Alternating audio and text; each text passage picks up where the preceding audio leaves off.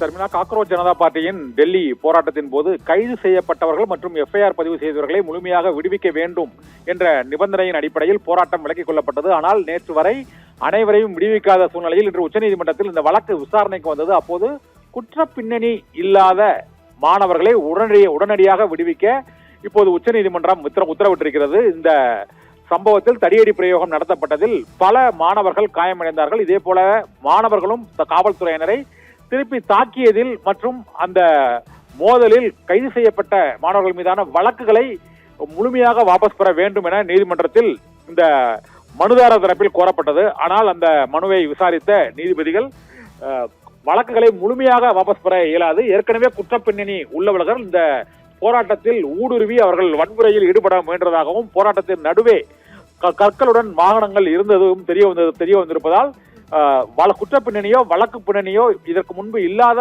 மாணவர்கள் அனைவரையும் விடுவிக்க வேண்டும் என்று உச்சநீதிமன்றம் உத்தரவிட்டிருக்கிறது. இதனால் டெல்லி போராட்டத்தின் போது கைது செய்யப்பட்டவர்களில் குற்ற பின்னணி இல்லாத, அதாவது மாணவர் அமைப்புகளில் உள்ளவர்கள், எஸ்எஃப்ஐ, டைஃபி உள்ளிட்ட பல்வேறு அமைப்புகளில், ஏஏஎஸ்எஃப் உள்ளிட்ட மாணவர் அமைப்புகளில் உள்ளவர்களுக்கு அவர்கள் போராட்டத்தில் ஈடுபட்டதற்கான பல்வேறு வழக்குகள் இருக்கக்கூடும். அவ்வாறு இந்த இயக்கங்களில் இல்லாத மாணவர்கள் கைது செய்யப்பட்டிருந்தால் அவர்களை உடனடியாக விடுவிப்பதற்கும் அவர்கள் மீதான வழக்குகளை வாபஸ் பெறுவதற்கும் உச்சநீதிமன்றம் உத்தரவிட்டிருக்கிறது. ஃபுல் மூன் சேல் காலை 9 மணியிலிருந்து இரவு 12 மணி வரை ஜூலை 29 ஒரு நாள் மட்டும்.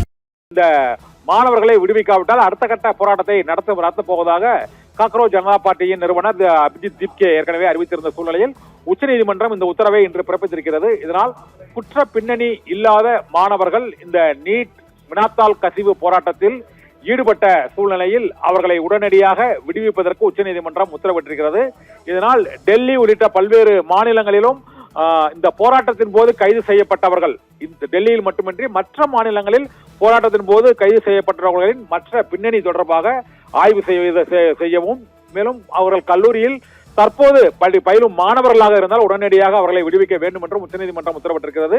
மேலும் இந்த வழக்குகள் தொடர்பாக வெளிப்படையாக பாரபட்சமின்றி ஆய்வு நடத்தி அறிக்கை சமர்ப்பிக்க ஒரு குழு அமைக்க வேண்டும் என்றும், மாணவர்கள் மீதான வழக்குகளை கண்காணித்து ஆய்வு செய்ய ஒரு குழு அமைக்க வேண்டும் என்றும் உச்சநீதிமன்றம் உத்தரவிட்டிருக்கிறது. இதனால் டெல்லி போராட்டத்தின் போதும், நீட் தேர்வு வினாத்தாள் கசிவு போராட்டத்தின் போதும் நாடு முழுவதும் கைது செய்யப்பட்ட மாணவர்கள் மீதான குற்ற பின்னணி இல்லாத மாணவர்கள் மீதான வழக்குகள் வாபஸ் செய்யப்பட வேண்டும், அவர்களை உடனடியாக விடுவிக்க வேண்டும் என்ற முக்கியமான உத்தரவை உச்சநீதிமன்றம் இன்று பிறப்பித்திருக்கிறது. சர்மிளா.